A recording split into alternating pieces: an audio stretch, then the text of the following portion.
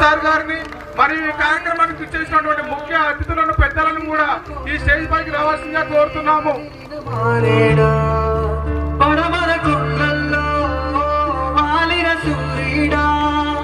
పగిలిన కోటలనే వదిలిన మారేడా తడిసిన కన్నుల్లో మళ్ళీ ఉదయించి కలలో దేవుడిలా కాపై ఉంటావా నీ అడుగులకే మడుగులు.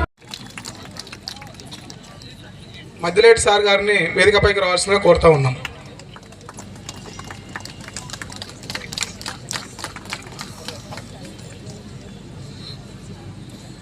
Good evening to all. My name is Sai Sanvika. I am studying 5th class. I am from Kakatiya High School. Thank you for your kind words, sir. I am thrilled to be able to support you. Our generation follows your ethics and morals.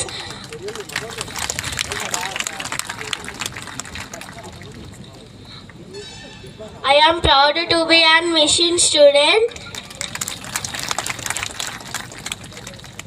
Remember the key to success within you. Thank you for giving this golden opportunity. కానీ ఈ సమాజం కుళ్ళిపోతుంది. అది నీ దాకా వస్తుంది, నీ పిల్లల దాకా వస్తుంది. నీకు ఎన్ని డబ్బులున్నా ప్రశాంతంగా ఉండవు. అలా కావాలంటే కేవలం ఎన్ఫోర్స్మెంట్ చేస్తే సరిపోదు, కేసులు పెడితే సరిపోదు. వాళ్ళ ఆలోచన విధానంలో మార్పు తీసుకురావాలి. ఆ మార్పు తీసుకురావాలంటే ప్రాపర్ ఎడ్యుకేషన్ కావాలి. దానికోసం ఎవరు అడగరు. ప్రాపర్ ఎడ్యుకేషన్ అంటే 10th చదివావు, డిగ్రీ చదివావు, పీజీ చదివావు, నీకు ప్రాబ్లం వస్తే నువ్వు చచ్చిపోతున్నావు. ఏం నాణ్యత ఉంది నీ చదువులో? నీ ఇంట్లో ఒక సమస్య ఉంటే పరిష్కరించలేవు, నీ బజార్లో ఒక సమస్య ఉంటే పరిష్కరించలేవు, అసలు ఒక మాట అంటే తట్టుకోలేవు నువ్వు. కానీ మా పిల్లలకి ఆ శక్తినిచ్చే చదువు కావాలని అడగడానికి ఎవరికీ ఆలోచన రావట్లేదు. సో అట్లాంటి దాన్ని ఇప్పుడు ఏం చేస్తున్నాం మేము? నేను ఒక్కడిని బోధించట్లేదు. నా స్టూడెంట్స్లో కొన్ని వేల మంది చిన్నపిల్లల్ని 30 మందిని 40 మందిని కూడా తీసుకొని బోధిస్తున్నారు. వాళ్ళు ఏదైతే నేర్చుకుంటున్నారో నేర్చుకున్న దాన్ని తిరిగి సమాజానికి అందిస్తున్నారు.